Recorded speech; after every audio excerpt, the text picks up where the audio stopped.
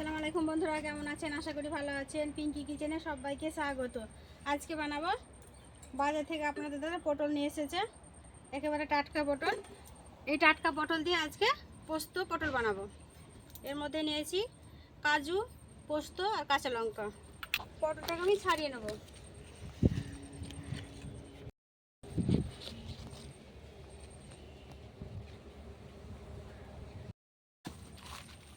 পটলটা আমি এই দু অর্ধেক করে কেটে নেবো।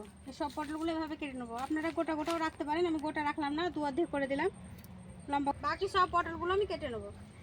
পটলগুলো আমি ভালো করে কেটে নিয়েছি, কেটে পরিষ্কার করে ধুয়ে নিয়েছি। এবার আমি নুনটা জেনে নেবো।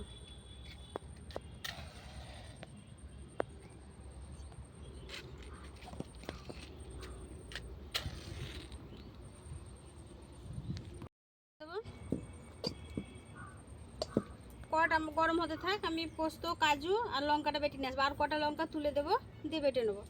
পোস্তটা বেটে নিয়ে চলে এসেছি। কড়াও গরম হয়ে গেছে, কড়াতে দেবো সরষের তেল।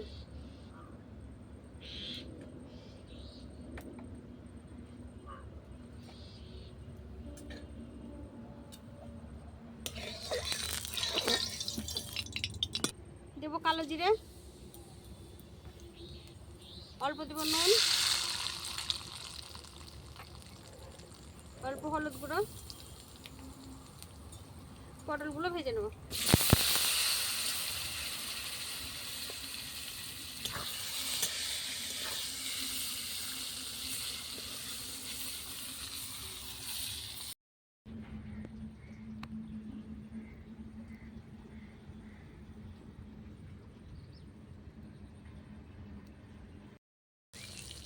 পটলগুলো লাল করে ভেজে নিয়েছি।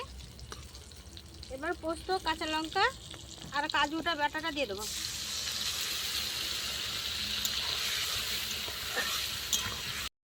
পোস্তটা বেশিক্ষণ কষাবো না, কষিয়ে নিয়েছি।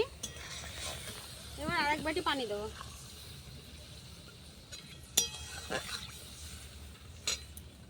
ওইখানে কাঁচা লঙ্কা বেটে দিয়েছি, একটা পড়ে গেল, অনেকটা দিয়ে দিয়েছি, ঝাল হয়ে যাবে, তার জন্য আমি 4টে কাঁচা লঙ্কা গোটা দিয়ে দিলাম।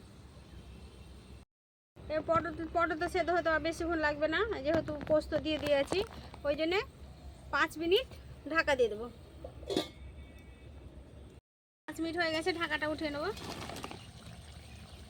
দেখেন কত সুন্দর আমার পটল পোস্তটা হয়ে গেছে।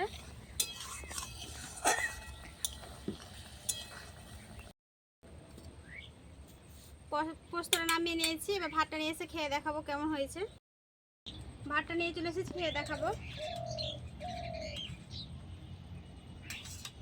পোস্তটা নেব।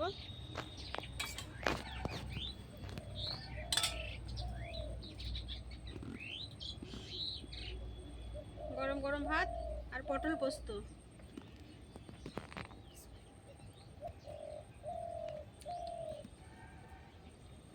দেখেন বন্ধুরা কত সুন্দর পটলটা হয়েছে।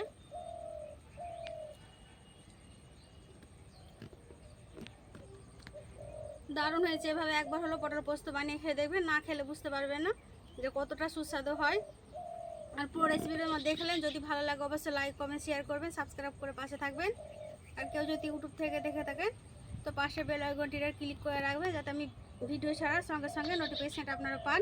আর ফেসবুক পেজ থেকে দেখে থাকলে একটা লাইক দিয়ে পেজটাকে ফলো করবেন। সুস্থ থাকবেন, সাবধানে থাকবেন। আবারও পরবর্তী রেসিপি নিয়ে আপনাদের সাথে হাজির হব। পুরো রেসিপি দেখার জন্য ধন্যবাদ।